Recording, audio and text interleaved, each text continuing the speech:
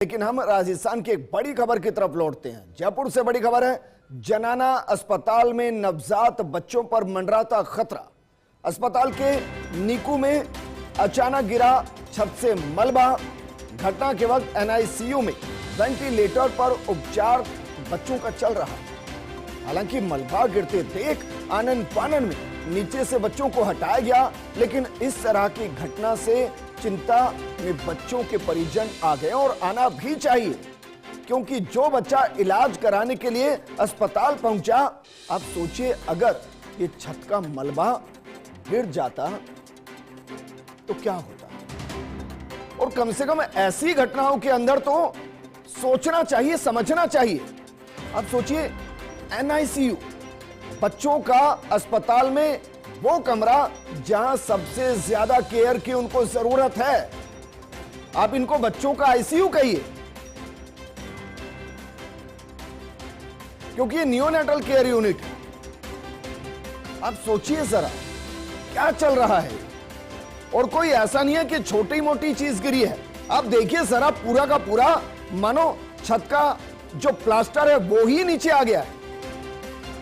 मेरे सहयोगी और एसोसिएट एडिटर विकास जुड़ गए। विकास, ये तस्वीरें अपने आप में डरा रही हैं। क्या वाकई में वहां किसी को इल्म नहीं था कि इतनी कमजोर हो गई है छत?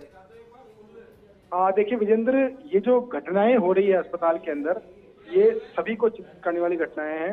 सबसे बड़ी बात है, ये पहली घटना नहीं है। इस तरह की घटनाएं बरसात के बाद लगातार बढ़ती जा रही है। तकरीबन अगर पिछले 1 महीने की 1.5 महीने की बात करें तो 2 दर्जन से अधिक घटनाएं अलग अलग अस्पतालों के अंदर इस तरह की हो चुकी, जिसमें कि मलबा गिरने की शिकायतें आई है। बिल्डिंग पुरानी है। आज खुद चिकित्सा शिक्षा सचिव जो है अमरीश कुमार, उन्होंने दौरा किया था और उन्होंने दौरा करते वक्त उन्होंने काफी चिंता भी जाहिर की इस पूरे मामले को लेकर कि हम अच्छी गुणवत्तापूर्ण चिकित्सा सेवाएं दे रहे हैं, लेकिन जो मेंटेनेंस का काम है वो पूरा प्रॉपर नहीं हो पा रहा है, जिसके चलते जो हमारी छवि है वो बार बार खराब हो रही है। और वही तस्वीर आप आज देखिए कि कुछ ही देर में दौरा जो किया गया, उस दौरे के कुछ ही देर बाद में जनाना अस्पताल के अंदर आज ये बड़ी घटना हुई, जिसमें कि जो एनआईसीयू है, जहां पर नवजात बच्चों को, जो बच्चे जिंदगी और मौत से जूझने वाले बच्चे होते हैं, जो पैदा होने के साथ ही बहुत सिक कंडीशन में होते हैं, और उनको एक बैकअप सपोर्ट देने के लिए, उनको मेडिकल सपोर्ट देने के लिए उनको एनआईसीयू में रखा जाता है। उस एनआईसीयू के अंदर की ये तस्वीर आप देखिए, किस तरह से छत का बड़ा मलबा जो है गिर के नीचे गिरा है, और छत का जो मलबा गिरा उसके नीचे, ठीक नीचे कुछ बच्चे भी मौजूद थे।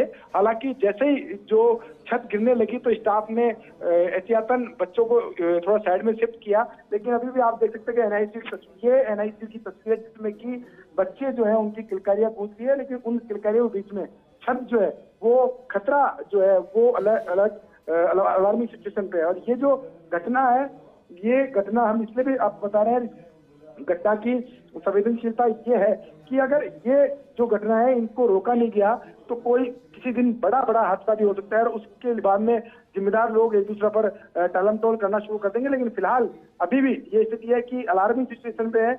हम उम्मीद करते हैं कि ये जो घटनाएं हैं, ये जो खबरें हैं, इनसे प्रसंग ज्ञान लिया जाएगा। प्रसंग ज्ञान लेकर के को एक पूरा जाए, क्योंकि आज जब चिकित्सा शिक्षा सचिव जो है उन्होंने दौरा किया था, उन्होंने पीडब्ल्यूडी के अधिकारियों को निर्देश दिए थे इस बात को लेकर के कि 5 साल का पूरा मेंटेनेंस का प्लान बनाया जाए, 5 साल के हिसाब से काम किया जाए, ताकि जो एजेंसी काम करती है उसकी भी जिम्मेदारी तय हो। लेकिन विजेंद्र, सबसे बड़ी समस्या इन अस्पतालों के अंदर जो आ रही है वो आई है कि पीडब्ल्यूडी के थ्रू काम कराया जाता है। पीडब्ल्यूडी के अभियंता जो है वो अस्पताल के अधीक्षक के अंडर में नहीं आते, वो पैरेलल डिपार्टमेंट अलग चलता है। तो ऐसे में उनकी जिम्मेदारी तय नहीं है, उनकी रेस्पॉन्सिबिलिटी फिक्स नहीं है, इसी वजह से इस तरह के घटनाक्रम होते हैं। अगर विभाग के अधिकारियों को शुक्रिया हमारे साथ जुड़ने के लिए। और किसी को मौत की नींद सुलाने के बाद ही अगर कोई जागा तो फिर क्या जागा। जिम्मेदारी उठानी चाहिए जिम्मेदारों को, ताकि इस तरीके की घटनाएं ना हो।